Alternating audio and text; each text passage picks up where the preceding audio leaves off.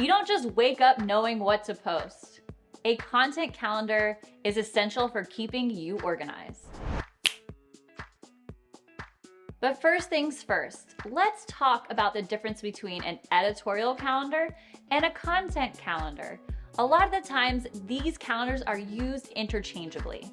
But here's the difference. An editorial calendar is a high-level overview that is marking out specific dates for those relevant national days, launches, maybe when your email newsletter goes out, maybe when you post an upcoming blog post.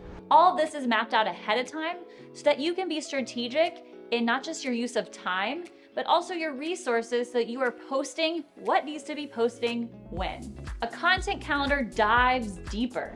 This is where you're mapping out your copy, figuring out what that visual identity of that post looks like. Is it a graphic? Is it an image? Is it a video?